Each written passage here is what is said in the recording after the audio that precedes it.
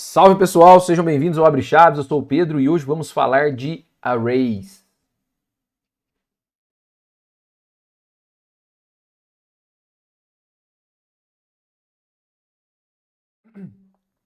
Quando queremos representar alguma coisa em software, nós vimos que existem as variáveis para isso, né? As variáveis é uma forma de dar nomes aos dados, certo? Então, quando temos valores inteiros, numéricos, por exemplo, nós podemos usar int ou, se forem decimais, float. Quando temos informações alfanuméricas, né, letras ou mesmo textos, nós podemos usar o char, né, e ponteiro de char para strings, que vamos falar logo adiante. Ou podemos utilizar o bool também para decisões binárias. Mas em muitos casos, nós não temos apenas um dado, dois, três ou um número contável de dados, né? Nós temos uma coleção. Imagina que você está acessando um banco de dados e você quer saber todos as matrículas de um aluno, todos os nomes referentes a um aluno. Como é que você guarda esse tipo de informação? Como é que você pega uma coleção de dados e coloca dentro do software, certo? Existem diferentes formas de fazer isso, mas uma muito comum, que é quando nós sabemos qual é essa coleção, o tipo dessa coleção, e se essa coleção vai ser limitada e contínua, nós podemos utilizar os arrays, certo? Então, como eu disse, por exemplo, que você tem matrículas de alunos numa escola. Então, como é que você faz? Eu posso representar essas matrículas em um formato inteiro, mas ao invés de ter uma variável, eu tenho uma coleção de variáveis. E essa coleção ela é representada pelo colchete. E esse colchete eu tenho que dizer, por exemplo, quantos colchetes eu quero, quantos valores eu quero. Então aqui eu criei um array de matrículas que vai até 100. Vamos diminuir isso aqui para facilitar a nossa compreensão. Então vamos colocar 5. Ou seja, os índices de um array, eles começam em 0. E a partir desse momento eu posso começar a usar os índices para colocar o valor que eu quero. Então, esse vai receber 1000, esse vai receber 2000 e assim por diante. Então eu posso acessar os índices do array. Então quando criamos um array, no momento em que declaramos um array, nós definimos qual é o tamanho dele, ou seja, o que nós estamos dizendo é, vá na memória, compilador, vá na memória, guarde um espaço onde eu vá guardar 5 inteiros. Por quê? Eu preciso definir qual é o tipo desse array. E aí ele vai, como nós sabemos que cada inteiro são 4 bytes, então ele vai guardar um espaço de 20 bytes. E a partir desse momento nós temos os índices que podemos acessá-los e atribuir, ler ou escrever valores nesses índices. Beleza. Só que aqui nós temos 5, então é fácil ir de 0 a 4. Então se caso eu tiver mais 5 aqui, eu posso colocar o 4. Só que se eu colocar o 5, vamos ver o que acontece, olha só. Por mais que eu tenha criado um array com 5 posições, eu não tenho a 5ª posição. Por quê? Porque ele começa em 0. Então isso é muito importante. Porque se você tentar acessar um valor fora do array, fora do valor, você vai ter um out of range, ou seja, uma fora de alcance. Você vai tentar acessar informações que não existem. E aí, beleza, isso pode gerar um exception e travar e crashar o seu programa. Beleza, nesse caso eu tenho 5 posições, mas e se eu tivesse 1000? Como é que eu faria para preencher todos os valores com valores sequenciais e tal? Uma das formas de percorrer um array, que nós chamamos de falar varrer um array, é utilizando uma estrutura de repetição.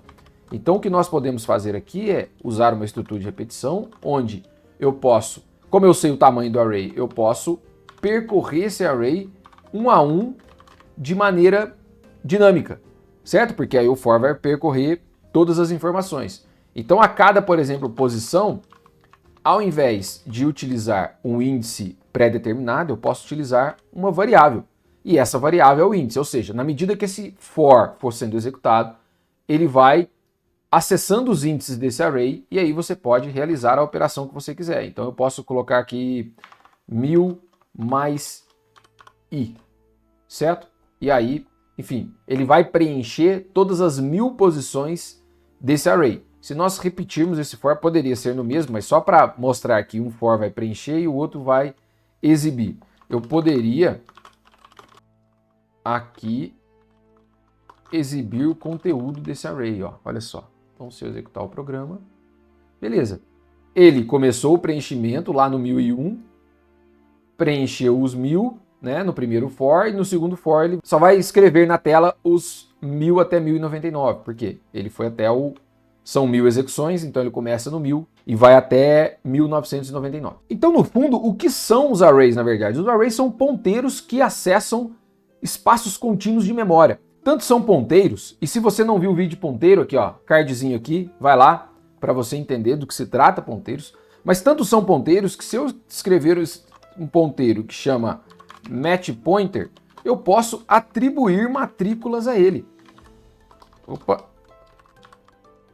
Matrículas não, matrículas. Eu posso pegar o meu array de matrículas e atribuir para um ponteiro. E aí, nesse caso, eu tenho um array, um endereço, onde está apontando para o início dessa matrícula. E, inclusive, quando eu faço isso, eu posso dar um passo adiante e fazer operações com ponteiro. Apesar de não ter mencionado isso ainda, mas como nós sabemos que ponteiros são variáveis inteiras que guardam endereços, eu posso fazer operações aritméticas com essas variáveis, certo?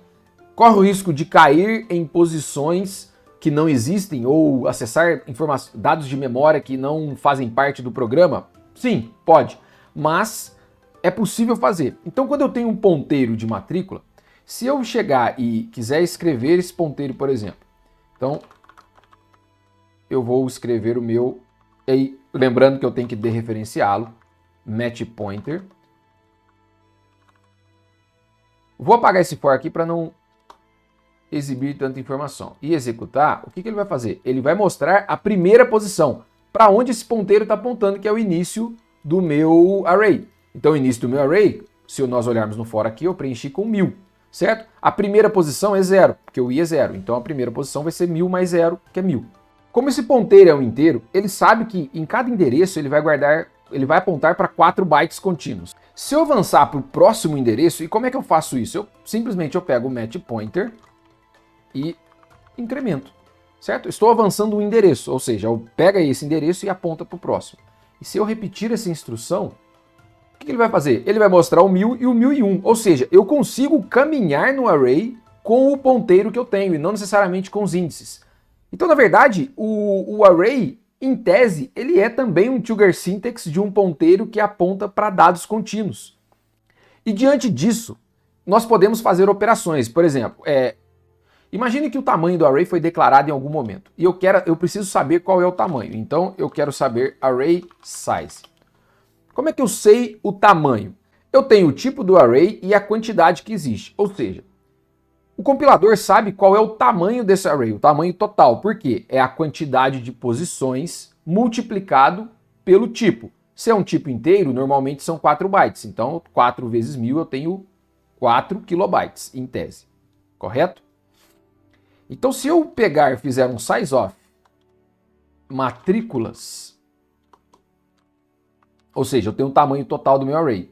E se caso eu dividir pelo sizeof do tipo de variável que ele tem, eu vou ter a quantidade de posições que existem nesse array. Então eu posso vir aqui e digitar o array size.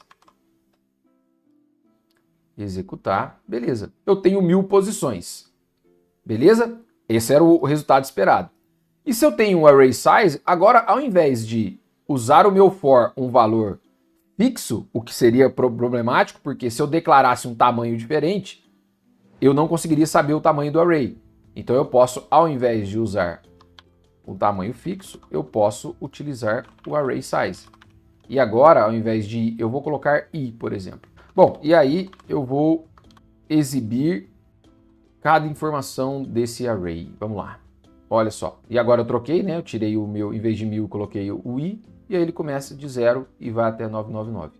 Certo? Então eu posso declarar e apontar, colocar um ponteiro e fazer brincadeiras e fazer cálculos que eu eventualmente precisarei dentro desse contexto.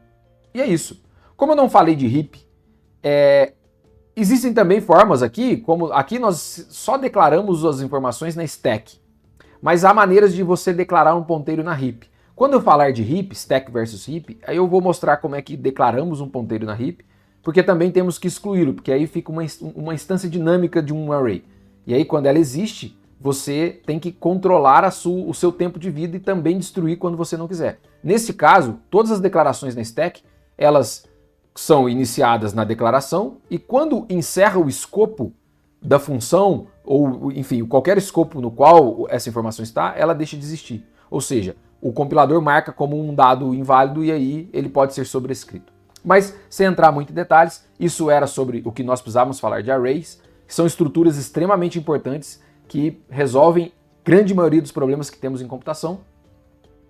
E é isso, certo? Se você gostou, deixa sua curtidinha, comentário, compartilha com quem, enfim, está nessa jornada de aprendizado de programação e espero estar ajudando com essa série O Imortal C++.